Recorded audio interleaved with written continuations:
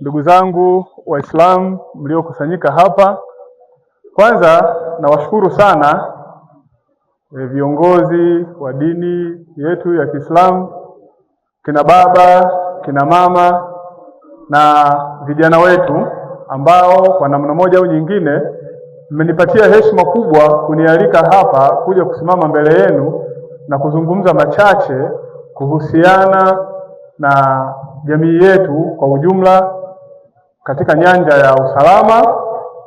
Na kwa sababu tukio hili linahusisha vijana, basi ulinzi kwa watoto wetu na maadili na ustawi wao kwa ujumla.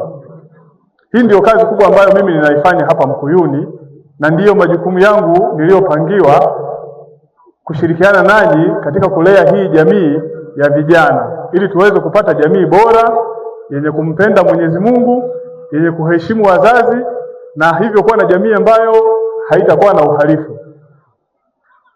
Ndugu mgeni rasmi na ndugu Waislamu kwa ujumla, mimi ni msomi wa historia.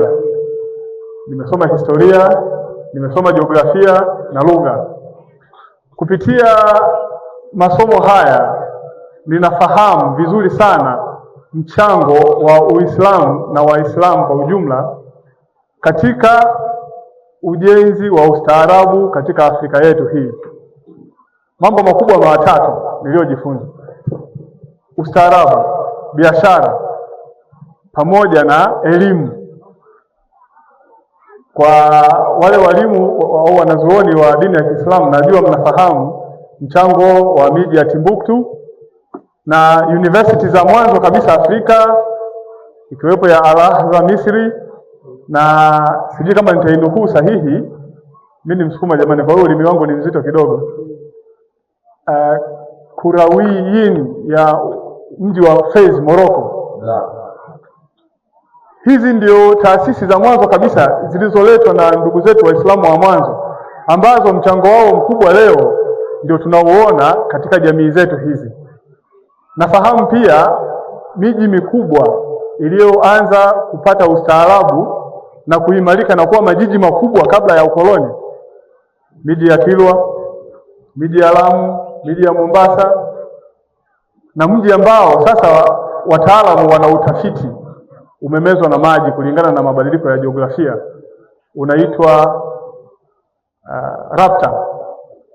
Ndugu zangu, tuwafundishe watoto wetu hizi historia, wajue umuhimu wa Uislamu katika elimu, wajue umuhimu wa Uislamu katika maendeleo ya jamii zetu. Mimi natamani siku moja nikistaafu utumishi wangu, najua sitakaa Mkuyuni milele, kadri Mungu atakavyonijalia umri mrefu kama wazee wangu ninaowaona hapa, labda ipo siku nitarudi kuishi Mkuyuni kama mstaafu. Lakini nitatamani kukuta jamii ambayo imejengwa na hawa watoto wetu sasa waliolelewa vizuri, ikiwa ni jamii inayoishi kwa amani, inayoishi kwa upendo, ambapo nikija sasa kuishi niishi hata nisipofunga milango nijue niko sehemu salama, kwa sababu niko kwenye jamii ya watu iliyotunzwa vizuri. Ndugu zangu Waislamu, kwa huu mwanzo mnaofanya kwa hawa watoto, usiishie hapa sasa. Tuwafundishe vizuri vijana wetu maadili, tuwafundishe vizuri vijana wetu shughuli mbalimbali za halali za kiuchumi, tuwafundishe vijana wetu namna ya kuwa vijana bora wanaoishi kwa kumtegemea na kumtukuza Mwenyezi Mungu. Halitakuwa jambo la busara tunakutana na hawa vijana wanatuchomolea simu mijini, halafu wametoka Mkuyuni ambako na mimi nilishiriki kwenye shughuli yao muhimu kama hii. Hawa watoto wawe ni mfano kwa jumuiya yote ya maeneo haya, wawe mfano kwa nchi yetu yote ya Tanzania. Watu wengi wajifunze kupitia hawa watoto. Kuna kisa, mimi pia huwa nasikiliza sana mawaidha ya mashehe mbalimbali. Kuna shehe mmoja alitoa kisa cha kijana Abdulkadir Jilani, kama nimemnukuu sahihi, ambavyo alisaidia kuwafanya majambazi, maharamia waliokuwa wakiteka watu na kuwapora fedha zao na mali zao, wakaachana na ujambazi na wakawa Waislamu sasa. Lakini ni mtoto ambaye alilelewa vizuri na mama yake akamfundisha juu ya kuwa mwadilifu, mwaminifu na kutokuwa muongo. Kupitia haya masomo ya huyu kijana akaweza kuongoa vijana, kuongoa hawa majambazi, ambao hata watu wazima walikuwa wanaogopa, lakini kwa sababu alikuwa na mafunzo imara hakuwaogopa hawa maharamia, na kupitia yeye hawa maharamia wakaacha ujambazi. Kwa hiyo kumbe hawa watoto tukiwalea vizuri watatuletea jamii bora na imara kwenye maeneo yetu haya ya Mkuyuni na Morogoro au Tanzania kwa ujumla. Kama dakika bado zinaniruhusu, nizungumzie sasa specific ombi lenu kwenu ndugu zangu Waislamu, kwa hawa watoto wetu. Wanahitaji upendo wetu mkubwa, wanahitaji usimamizi wetu mkubwa, na wanahitaji nguvu zetu.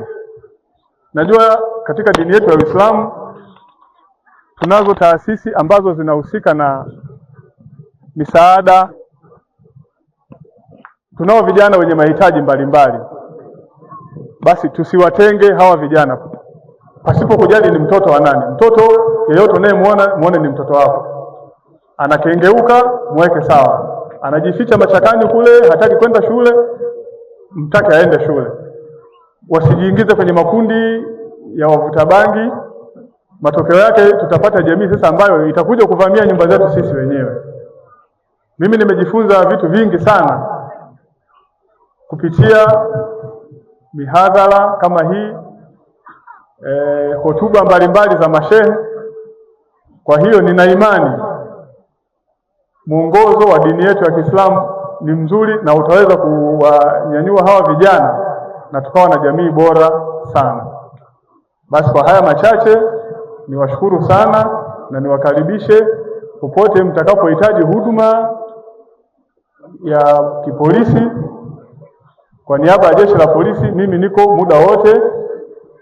Kama ninaruhusiwa kutoa namba zangu za simu nizitaje: 0766 40 36 13. Kama umeshindwa kuinukuu kwa wakati, 0766 40 36 13. Asanteni sana.